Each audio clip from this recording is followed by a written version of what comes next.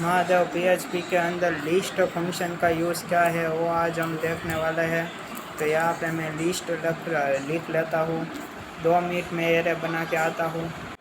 मैंने यहाँ पे इंडेक्स एरे ले लिया है व्हीकल नाम से, और उसके अंदर 3 वैल्यू भी एरे को डाल दी है मैंने। अब हम अलग अलग वेरिएबल के अंदर जब हम ये वैल्यू को हम असाइन करना चाहते हैं, ए के अंदर ओडी, बी के अंदर बंगड़ी और 3 के अंदर फरारी, तब हम किसका यूज़ करते हैं? तब हम लिस्ट फंक्शन का यूज़ करते हैं। यह लिस्ट फंक्शन क्या करता है? यह लिस्ट फंक्शन हमको वैल्यू असाइन करने में मदद करता है हमारे एरे के अंदर। तो यहाँ पे मैं सी ले लेता हूँ और इक्वल्स टू मुझको किस एरे की वैल्यू चाहिए उसको मुझको कॉपी करके डालना पड़ेगा। इक्वल्स टू मैं यहाँ पे व्हीकल लिख लेता हूँ।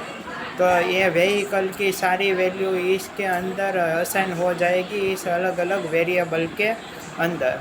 अब हम इस वेरिएबल को असाइन करके भी देख लेते हैं। तो मैं यहाँ पे सिंपली लिखूँगा इको, और यहाँ पे मैं x इक्वल्स टू कर दूँगा, यहाँ पे कॉन्केटिनेशन का साइन, और यहाँ पे x की वैल्यू को मैं प्रिंट करवा लूँगा और बाद में मैं स्पेस भी दे दूँगा।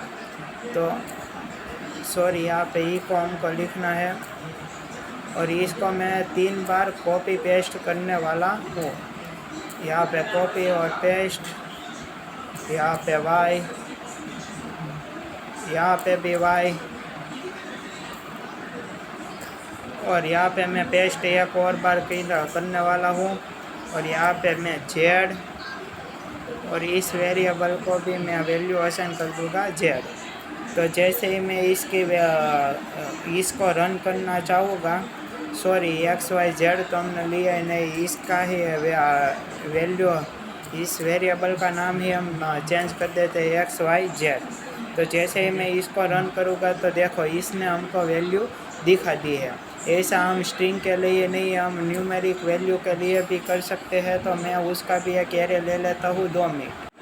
तो देखो यहाँ पे मैंने एक नंबर नाम का एरे ले लिया है, और उसको वो नंबर की वैल्यू मैंने इस 3 वेरिएबल के अंदर असाइन कर दी है।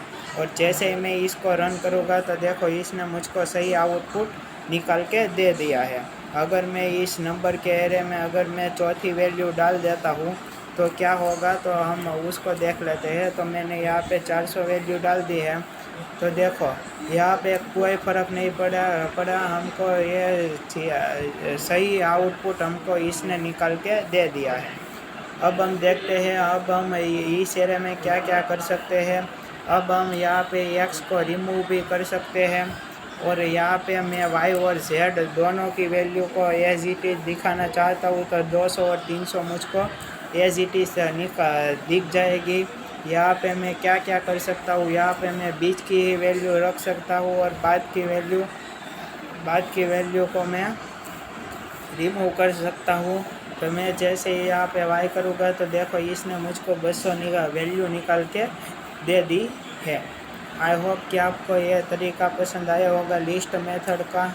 यह बहुत ही यूज़फुल है लिस्ट पीएचपी के अंदर। आज की वीडियो में हमने इंडेक्स एरे के लिए देख लिया है, एसोसिएटिव एरे के लिए हम बाद में देखेंगे। तो आज की वीडियो यहाँ तक, मात्र।